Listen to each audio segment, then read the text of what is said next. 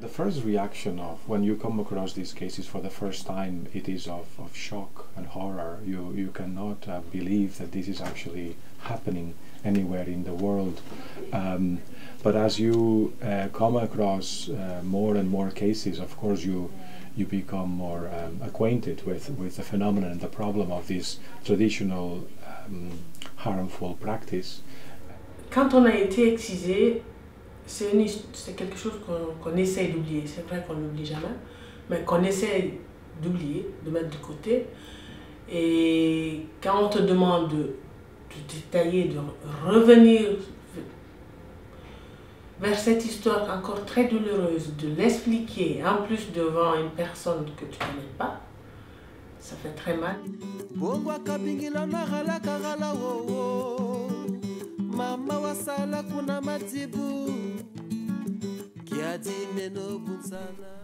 Being a Somali woman and being a Muslim, talking to Guy about the different issues of personal to women, it was very hard. So he explained everything and I listened, and then I have to agree everything they say because I didn't know really exactly what choice I had on that time. So I was told that I'm going to do a smear test. I don't really know what a smear test was in that time. And I agreed. I said, okay, I will do it. And then during the test, there was 2 nurses. I remember they were with me and they started doing the test. And all of a sudden they stopped. And they called other nurses and doctor. And they asked me that how did I get the injured on my private area, and that actually scared me more because during they with me I thought that they will tell me that I'm going to die or I have HIV/AIDS or whatever. And then next thing was that how did you get injured in your private area, and all sort of the questions that I never thought that anybody could ask me. And now I have to explain to the guy that I was circumcised and this is my culture practice and all sort of things. And again, I was really crying because it's very hard for me to talk to a man and tell him that my personal womanhood. So it's important that there is gender sensitivity, and that a woman is always given the opportunity or the possibility to avail of a female interpreter or a female lawyer or a female decision maker, interviewer, if she so prefers. It's hugely difficult to for an asylum seeker who's from a different country and different culture, who has suffered trauma, who speaks a different language, to articulate adequately and confidently her story and the reasons for asylum. When you talk about a woman from East Africa who has gone through the trauma of FGM, who doesn't speak the language, who may have limited formal education perhaps, it's very difficult for that person to put forward a claim if she has not received adequate legal advice from the very, very early stages of the asylum application. And the way I would have approached the issue would be by inviting the applicants to explain her own experience, what happened to her when she was a child, who enforced the practice, and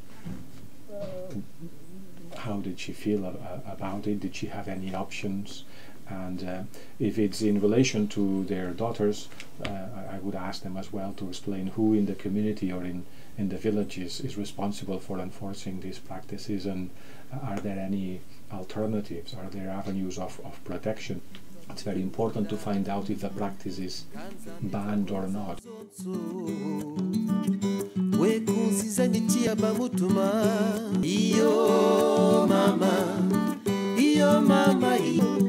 Mama wasala kuna majibu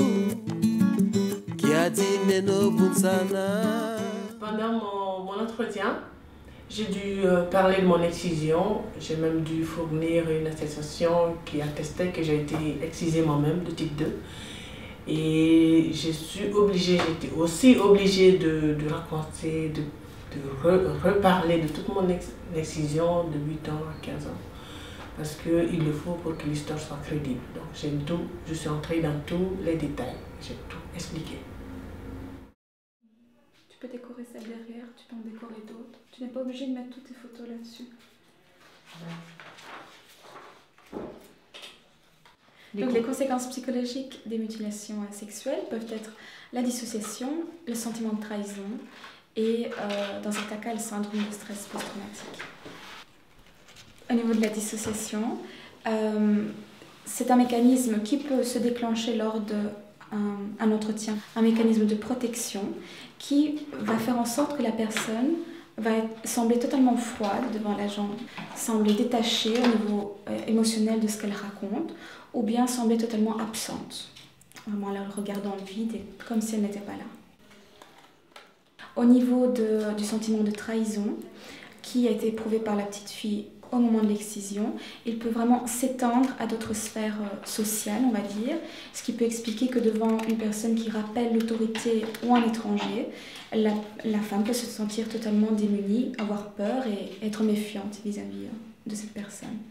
Au niveau du syndrome de stress post-traumatique, des problèmes de mémoire, de concentration et d'oubli de certains détails peuvent être vraiment les conséquences à long terme.